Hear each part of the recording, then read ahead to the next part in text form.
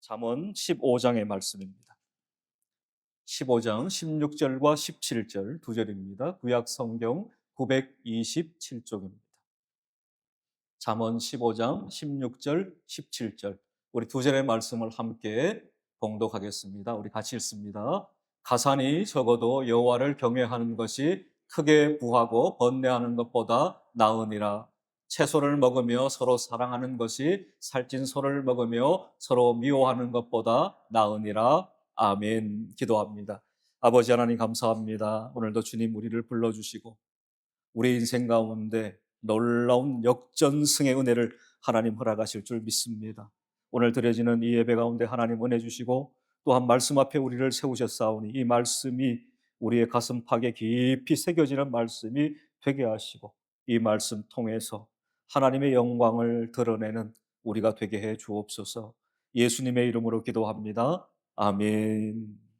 우리 좌우에 계신 분들과 한 번 더 인사합시다. 잘 오셨습니다. 그렇게 인사할까요? 한 번 더 인사합니다. 큰 은혜 받읍시다. 그렇게 한번 인사합시다. 올 2026년 구정 귀성 인구가 약 2,780만 명으로 전망된다고 합니다. 수없이 많은 사람들이 이번 구정설을 맞이해서 오가는 거죠. 많은 분들이 겉으로 거리던 가족들을 만나고 친지들을 만나고 그럴 거예요. 그 만남 속에서 하나님의 사랑을 함께 나눌 수 있기를 주님의 이름으로 축복합니다. 행복한 가정의 비결, 또 행복한 가정의 조건을 우리가 좀 오늘 본문을 통해서 살펴보려고 합니다. 먼저 우리의 가정은 행복한 가정입니까? 라는 질문을 우리 스스로에게 던지면서 오늘 본문을, 오늘 말씀을 함께 나누었으면 좋겠습니다. 자, 1초의 시간을 드립니다. 한번 생각해 보십시오. 나의 가정은 행복한 가정인가? 시작. 생각해 보시라고. 생각해 보셨습니까? 네. 행복한 가정에 6가지 특징이 있다고 그래요. 여러분들 한번 손꼽아 보십시오. 첫 번째는 서로 대화를 많이 합니다. 첫 번째. 두 번째 특징은 웃음이 끊이지 않습니다. 이 두 번째 특징이에요. 세 번째는 감사와 애정 표현이 넘쳐납니다. 네 번째, 서로의 다른 점을 존중해 줍니다. 다섯 번째, 봉사와 나눔을 실천합니다. 마지막 6번째 특징입니다. 문제 해결 능력이 뛰어납니다. 6가지 행복한 가정의 특징이라고 그래요. 여러분의 가정은 이 6가지 특징 가운데 몇 가지나 해당이 되십니까? 6가지 다 해당이 되십니까? 아니면 5가지? 4가지? 아니면 그 이하일 수도 있겠지요. 그러나 오늘 우리가 이러한 6가지의 행복한 가정의 특징 외에 더 중요한 하나님의 말씀 속에서 과연 행복한 가정의 비결, 행복한 가정의 조건은 무엇일까를 우리가 좀 살펴보고자 합니다. 가정은 하나님이 만드신 최초의 기관입니다. 최초의 가정은 천국의 모형인 에덴 동산에 세워졌습니다. 그리고 행복과 축복의 장이었고 완벽하고 부족한 것이 전혀 없었습니다. 그러나 인간이 범죄함으로 말미암아 인간은 이 에덴 동산에서 쫓겨나게 되었습니다. 그리고 가정의 문제가 시작되었습니다. 우리가 잘 아는 것처럼 아담과 하와의 아들들, 즉 가인과 아벨이 하나님께 제사를 드립니다. 그런데 하나님께서 아벨의 제사만 받으셨어요. 이를 분노한 나머지, 시기한 나머지 형 가인이 동생 아벨을 돌로 쳐 죽이는 사건이 발생하게 됩니다. 이것이 가정의 붕괴요, 가정의 파괴의 모습을 적나라하게 우리에게 보여주는 것입니다. 그래서 이런 말이 있습니다. 집은 있지만 가정이 없다라는 말이 있어요. 집은 있지만 가정이 없다라는 말이 있습니다. 가정은 행복의 근원이요, 시작이며 완성이어야 합니다. 하나님이 창조하신 가정은 행복한 가정입니다. 그러므로 하나님께서 창조하신 그 가정의 본래 모습을 우리가 회복해야만 하는 것입니다. 원하기는 우리 원일의 모든 성도님들의 가정마다 행복이 넘쳐나기를 주님의 이름으로 축복합니다. 오늘 본문을 통해서 다시 한번 우리는 우리의 가정이 행복한 가정이 되기 위한 조건을 살펴봅니다. 그 첫 번째 한번 따라해 볼까요? 하나님을 경외하는 가정. 첫 번째 조건이 하나님을 경외하는 가정이 될 때 우리의 가정이 행복한 가정, 다시 하나님이 원하시는 행복한 가정으로의 회복이 가능하다라는 것입니다. 16절을 읽습니다. 가산이 적어도 여호와를 경외하는 것이 크게 부하고 번뇌하는 것보다 나으니라 그랬습니다. 좀 이해를 돕기 위해 표준 세번역을 보게 되면 재산이 적어도 주님을 경외하며 사는 것이 재산이 많아서 다투며 사는 것보다 낫다라고 말씀합니다. 오늘날 이 시대는 물량주의입니다. 황금 만능주의입니다. 이러한 것에 현대인들이 빠져 있습니다. 현대인들의 비극은 바로 여기에서 출발합니다. 바로 돈이면 모든 것을 다 할 수 있다라는 것입니다. 현재 한국인들이 행복도를 결정하는 가장 중요한 요건으로 내세우는 것이 바로 소득입니다. 재산입니다. 자본주의 사회에서는 돈은 안정적인 삶을 이루어가는 데에 필요한 것입니다. 가정의 생계를, 또한 자녀 교육을, 문화와 여가 생활을 누리기 위한, 또한 주거의 안정을 위한, 또한 건강 관리를 위한 등등의 이러한 재정은, 이러한 돈은 필수적인 것입니다. 그러나 돈이 가정 행복의 절대적인 조건은 될 수가 없습니다. 그러나 우리가 살아가는 이 세상은 우리에게 끊임없이 속삭입니다. 돈이 모든 것에 중요합니다. 돈만 있으면 된다라고, 돈만 있으면 모든 것이 가능하다고 이야기를 합니다. 하지만 성경은 그렇지 않다라고 우리에게 말씀을 합니다. 한 가지 예를 들면 대한민국은 세계적 경제 강국이라고 해도 손색이 없습니다. 그러나 안타깝게도 행복 순위를 보게 되면 OECD 경제협력개발기구 가운데 최하위권을 기록하고 있습니다. 오히려 대한민국은 OECD 국가 중에 압도적인 자살률, 이혼율, 불명예를 안고 있습니다. 경제는 가면 갈수록 날로 좋아지는데 왜 우리의 삶 속에서 이러한 행복에 대한 것이 갈수록 더 높아지지 않고 낮아지는가 하는 것이죠. 이걸 보면 돈이 행복의 조건이 되지 못한다라는 것을 우리에게 잘 보여줍니다. 16절 말씀에 보면 여호와를 경외하는 삶과 번뇌하는 삶을 대조해서 우리에게 말씀해요. 다시요, 여호와를 경외하는 삶과 번뇌하는 삶을 대조해서 보여줍니다. 16절을 제가 다시 읽습니다. 가산이 적어도 여호와를 경외하는 것이 크게 부하고 번뇌하는 것보다 나으니라 말씀합니다. 여기에 하나님을 경외한다라는 것은 하나님의 로드십을 인정하는 거죠. 하나님의 주재권을 인정하는 것입니다. 하나님의 주인 되심을 인정하는 것입니다. 그리고 하나님 중심의 삶을 살아가는 것입니다. 하나님의 말씀 앞에 철저하게 순종하는 삶을 살아가는 것입니다. 이것이 바로 하나님을 경외하는 자의 삶이에요. 그러면 인생에게 고통을 주는 번뇌는 하나님이 아닌 내가 주인 되어 살아가는 삶이에요. 하나님 중심이 아니라 내가 중심이 되어 살아가는 삶 속에 나타나는 고생, 그것이 바로 번뇌입니다. 인생은 자신의 힘으로 모든 것을 해결할 수 있다고 생각을 합니다. 그리고 스스로의 힘으로 모든 것을 해결하려고 시도합니다. 그 시도 가운데 많은 사람들이 절망을 경험하게 됩니다. 그러면서 번뇌를 경험하게 되는 것입니다. 그렇다면 행복한 가정을 이루기 위해 우리에게 필요한 것은 무엇인가가 매우 분명합니다. 그것은 바로 여호와 하나님을 경외하는 것입니다. 가정을 만드시고 가정 가운데 복을 주시는 그 하나님을 경외하는 것입니다. 그것이 바로 행복의 비결인 것입니다. 돈보다 더 중요한 것이 하나님과의 바른 관계를 정립하는 것입니다. 시편 128편 1절입니다. 우리 자막을 보면서 같이 읽읍시다. 여호와를 시작. 여호와를 경외하며 그의 길을 걷는 자마다 복이 있도다. 아멘. 시편의 기자는 참된 복은 바로 여호와 하나님을 경외하는 것, 그의 길을 걷는 것, 그것이 바로 복이다라고 우리에게 가르칩니다. 세상은 우리에게 그렇게 속삭이지 않지만 성경은 계속해서 우리에게 여호와를 경외하는 것이 인생의 참된 복, 행복이라고 우리에게 말씀해 줍니다.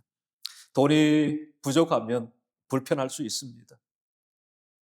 돈이 많으면 택시를 탈 수 있죠. 돈이 부족하면 버스를 타야 되는 거죠. 지상철을 타야 되고 지하철을 타야 되고 아니면 그것도 없으면 오랜 시간 힘겹게 걸어가야 하는 순간도 있습니다. 돈이 없으면, 돈이 부족하면 그러한 불편함을 우리의 인생 가운데 경험할 수 있습니다. 그러나 그러한 가난 속에서도 여호와를 경외한다면 우리의 인생은 결코 부족함이 없는 인생이 될 것입니다. 성경은 번뇌하는 것보다 낫다라고 우리에게 가르쳐. 이게 지금 누가 하고 있는 이야기냐? 바로 솔로몬이 하는 이야기입니다. 우리가 아는 것처럼 솔로몬은 세상의 모든 부귀영화를 다 누려봤던 사람이에요. 그의 입술에서 돈이 최고야! 라고 이야기하지 않는다라는 것을 우리는 명심해야 합니다. 만일 솔로몬이 이 세상의 모든 부귀영화를 다 누리보고 난 다음에 야, 맞아. 정말 돈이 이거야. 라는 것을 그가 깨달았다면 잠언에다가 뭐라고 기록했겠습니까? 여러분, 돈이 최고입니다. 라고 기록하지 않았겠습니까?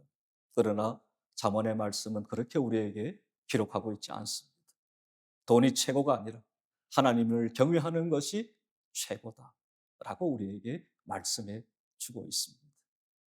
우리와 우리 가정이 행복하려면 여호와 하나님을 경외하는 가정이 되어야 될 줄 믿습니다. 하나님을 우리 가정의 주인으로 삼는 거예요. 하나님을 우리 가정의 중심으로 삼는 겁니다. 그럴 때 행복이 우리 가운데 있게 되는 것입니다.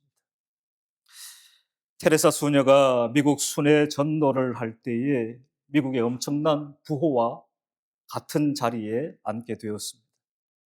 부자가 큰 기부를 할 마음으로 이 테레사 수녀에게 이렇게 질문합니다. 당신에게 지금 가장 필요한 것이 무엇입니까? 아마 이 부자는 이 질문을 통해서 테레사 수녀가 지금 내게 가장 필요한 것은 저 가난한 사람들을 도와줄 수 있는 많은 돈입니다. 라는 대답을 원했을 거예요. 그런데 마더 테레사는 그렇게 대답하지 않습니다.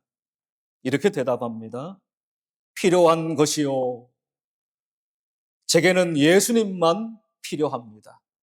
제게 필요한 것은 오직 주님 한 분뿐입니다. 라고 대답했다고 그럽니다. 우문현답을 한 것입니다. 예수님으로 가득 채워지게 되면 예수님이 우리의 모든 것이 되셔서 부족함이 없는 인생이 되는 것입니다. 우리의 인생 많은 문제투성이로 힘겹게 살아갑니다. 하지만 순간순간마다 부족함을 되뇌이며 살아갑니다. 하지만 하나님이 우리 안에 중심을 잡고 하나님과의 바른 관계를 정립하며 살아간다면 우리 안에 모든 부족이 사라지고 주님 한 분만으로 만족하며 기뻐하며 즐거워하는 인생이 될 줄 믿습니다. 시편 37편 16절입니다. 의인의 적은 소유가 악인의 풍부함보다 낫도다 그랬습니다. 비록 내가 가진 것이 적지만 그 적은 것으로 만족할 수 있는 거죠. 기뻐할 수 있는 것입니다.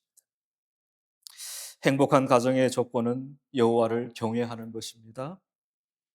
하나님과의 바른 관계를 정립하는 것입니다. 우리가 잘 아는 시편 23편 1절은 이렇게 다윗이 고백하지 않습니까?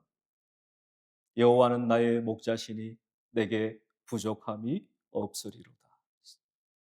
지금 다윗이 이 고백을 하는 순간 하늘에서 갑자기 돈다발이, 돈벼락이 떨어졌나요? 아닙니다. 그의 인생은 전혀 바뀌지 않았어요. 그의 삶의 형편은 전혀 바뀐 것이 없습니다. 그러나 하나님과의 바른 관계의 정립 속에 하나님이 나의 목자이심을 믿음으로 고백하는 그 순간 하나님으로부터 내게 필요한 모든 것이 주어짐을 그는 고백하고 있는 것입니다. 하나님 한 분만으로 만족하는 거예요. 하나님 한 분만으로 기뻐하는 거예요. 하나님 한 분만으로 행복한 겁니다. 아멘. 여러분은 무엇 때문에 행복하십니까? 세상적인 것, 세속적인 것, 그것이 우리의 삶에 충족되어짐을 인하여 행복하십니까? 아니면 내 안에 살아 역사하시는 그 하나님 한 분만으로 여러분은 행복하십니까? 우리의 가정이 하나님을 경외함으로 하나님 한 분만으로 행복한 가정이 되어지기를 다시 한번 주님의 이름으로 축복합니다. 또 하나 행복한 가정의 조건 한번 따라해 볼까요? 서로 사랑하는 가정입니다. 17절 말씀을 우리 같이 읽읍시다. 시작. 채소를 먹으며 서로 사랑하는 것이 살찐 소를 먹으며 서로 미워하는 것보다 나으니라. 아멘. 표준 세번역을 제가 읽어드립니다. 서로 사랑하며 채소를 먹고 사는 것이 서로 미워하며 기름진 쇠고기를 먹고 사는 것보다 낫다. 이렇게 되어 있습니다. 여기에 채소라는 표현은 당시에 가난한 사람들이 먹고 살았던 값싼 음식을 가리킵니다.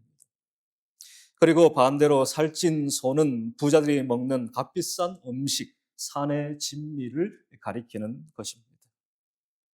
물질적 풍요, 그리고 성대한 연회를 즐기는 것보다 가난하여도 서로가 서로를 이해하고 배려하고 보담아주고 사랑하는 것이 훨씬 더 낫다라고 말씀하고 있습니다.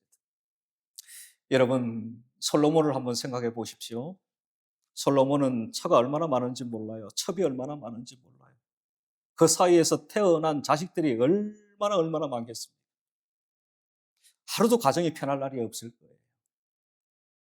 그러한 그 가정사 가운데 솔로몬이 깨달은 것이 바로 이것입니다.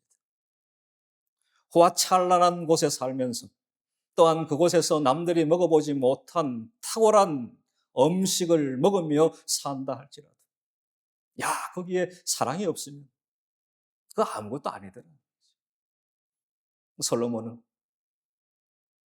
서로 사랑하는 것이 낫다라고 말씀하고 있는 것입니다.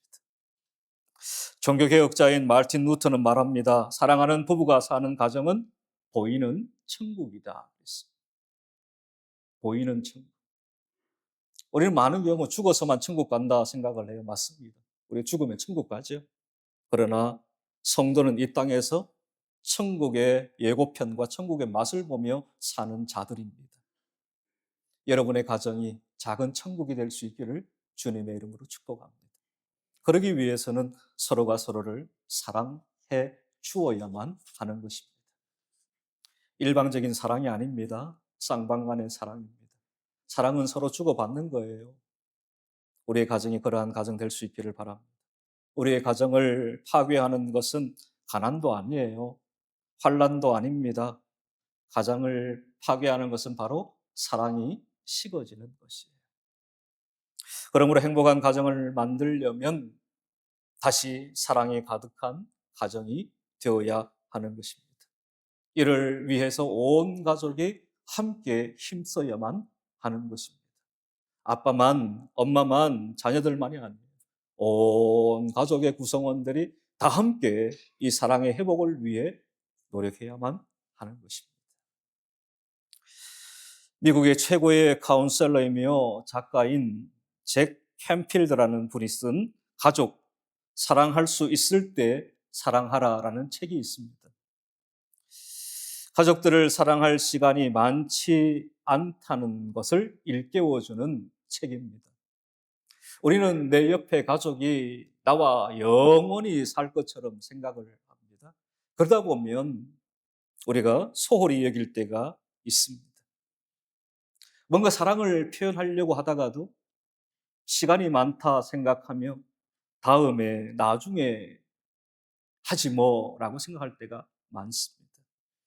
그러나 이 책을 보면 가족과 사랑 나눌 시간이 생각보다 많지 않다라는 것에 주안점을 둡니다. 목사님, 요즘 100세 시대인데요. 맞습니다. 100세 시대입니다. 그러나 모두가 다 100세를 사나요? 여러 가지 이유 때문에 일찍 하나님의 부름을 받는 경우도 있지요. 이런 것들을 생각해 보면 우리에게 서로가 서로를 위한 사랑의 시간이 그렇게 많지 않습니다. 사랑해야지라는 생각이 들 때에 나중에 하지 뭐, 다음에 하지 뭐, 라가 아니라 바로 지금 그 마음과 그 생각이 있을 때에 서로에게 사랑을 나누어 줄 수 있기를 바랍니다. 우리는 가족에게 사랑을 표현하는데 인색해요. 사랑한다고 말하지 않아도 내 마음을 다 알 거라고 생각을 합니다. 그래서 잘 표현을 못해요. 여러분들 어떻습니까? 매일 아침 눈을 떠서 남편과 또한 아내에게 또 자녀들에게 사랑한다 이야기를 하시는 분 계십니까? 목사님, 저는 아침에 눈을 떠서 아내에게 여보 사랑해, 남편에게 여보 사랑해, 자녀들에게 사랑한다 라고 이야기하시는 분 계세요? 한번 손 들어보세요. 우리 김다정 집사님 계신데. 나건우 집사님, 맞습니까? 예, 정인이 있어요. 참 쉽지 않습니다. 특별히 경상도 분들, 대구 분들 참 쉽지 않아요. 저도 안 되더라고요. 서로에게 남은 시간이 그렇게 많지 않아요. 두고두고 사랑해 말할 수 있을 것 같지만 그렇게 시간이 우리를 기다려주지 않는다라는 거죠. 사랑할 수 있을 때 사랑해야 된다라는 것입니다. 우리에게 주어진 그 시간 속에서 우리가 서로 사랑할 수 있기를 바랍니다. 만일 그렇다면 우리는 행복한 가정을 이룰 수 있을 겁니다. 행복한 가정의 조건은 서로 아끼고, 서로 이해하고, 서로 배려하고, 서로 사랑해 주는 것입니다. 이번 설 명절을 맞이해서 여러분들 오랫동안 보지 못했던 가족들을 만나게 될 겁니다. 사랑의 표현 중에 하나는 믿지 않는 가족들에게 내가 믿는 예수님을 그들에게 전해주는 것일 겁니다. 혹여나 여러분들 가족들 가운데 믿지 않는 그러한 가족들, 믿지 않는 친지들을 만나게 되면 여러분께서 이 복음을 또한 나누어 줄 수 있기를 바랍니다. 예수 그리스도의 사랑을 또한 그들에게도 나누어 줄 수 있는 그러한 귀한 시간들이 될 수 있기를 바랍니다. 그리고 마지막으로 행복한 가정의 조건을 한번 따라해 볼까요? 감사하는 가정입니다. 16절을 제가 다시 읽습니다. 가산이 적어도 여호와를 경외하는 것이 크게 부하고 번뇌하는 것보다 나으니라 그랬습니다. 왜 사람들이 번뇌하게 될까라는 거죠. 솔로몬은 번뇌하는 이유가 바로 여기에 있다라고 말합니다.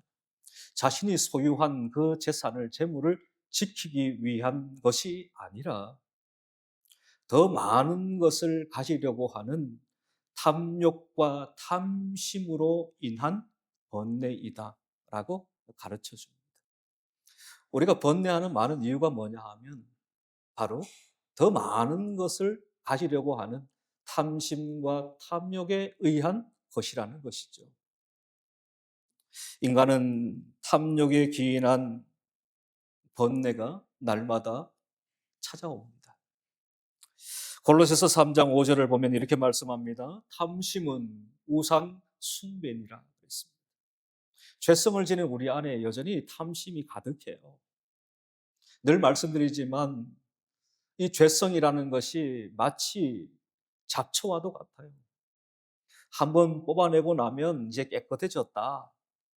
그리고는 며칠 있다가 돌아서면 다시 잡초가 무성하게 자라있듯이 우리 안에 있는 이 죄성, 죄의 문제를 해결했다라고 싶은데 해결되지가 않습니다.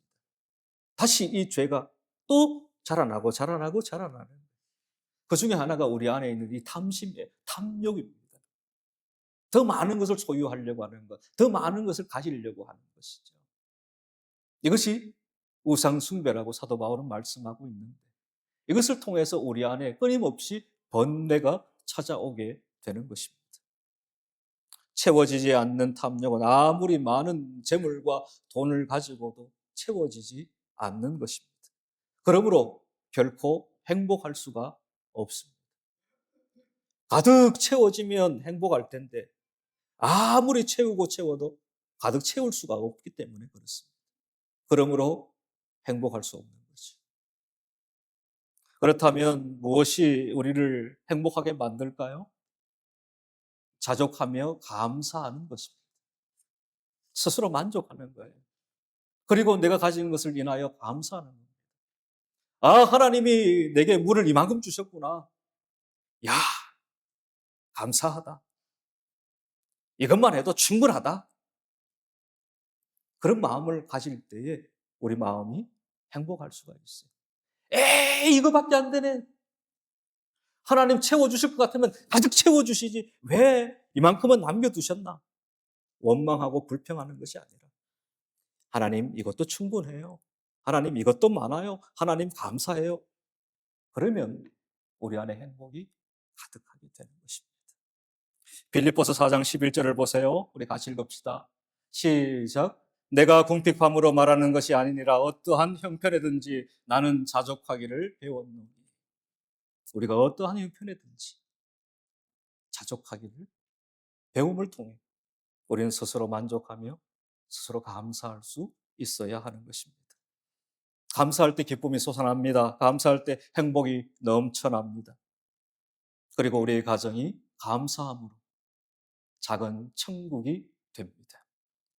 사도 바울은 또한 골로새 교회 성도들에게 이렇게 권면합니다. 골로새서 3장 15절 제가 읽습니다. 그리스도의 평강이 너희 마음을 주장하게 하라. 너희는 평강을 위하여 한 몸으로 부르심을 받았나니 너희는 또한 감사하는 자가 되라 그랬습니다. 어떤 자가 되라고요? 감사하는 자가 되라 그랬습니다. 여기에 되라라는 명령어를 보면 이러한 의미입니다. 감사하는 행위가 하나의 습관으로 몸에 체질화가 되게 하라라는 의미예요. 그러니까 성도의 삶에 감사라는 것이 특별한 것이 아니라 이것이 체질화가 되고 이것이 생활화가 되고 이것이 일상화가 되는 것입니다. 성도의 삶에서 말이죠. 그래서 많은 사람들이 우리의 삶을 통해서 야, 저분은 어떻게 저렇게 어렵고 힘든 상황에서도 저렇게 웃으며 살 수 있나? 저렇게 기뻐하며 살 수 있나? 저렇게 감사하며 살 수 있나? 야, 대단하다. 그런데 막상 우리를 보면 우리 스스로는 이게 당연한 거예요.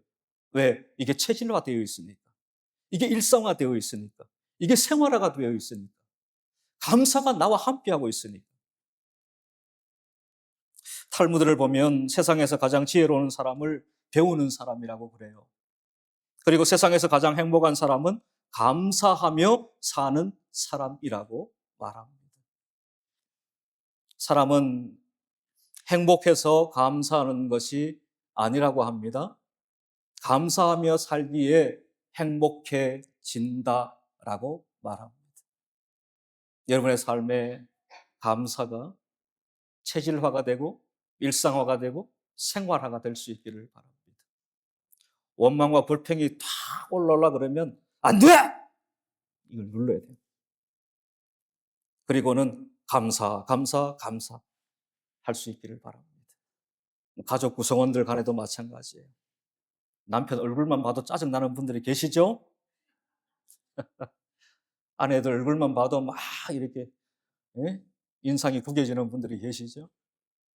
자녀들 하는 모습만 봐도 마음에 들지 않는 모습들이 참 많죠?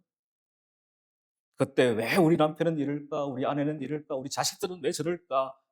원망, 불평하지 마시고 그건 눌러버리세요. 그리고는 감사하십시오.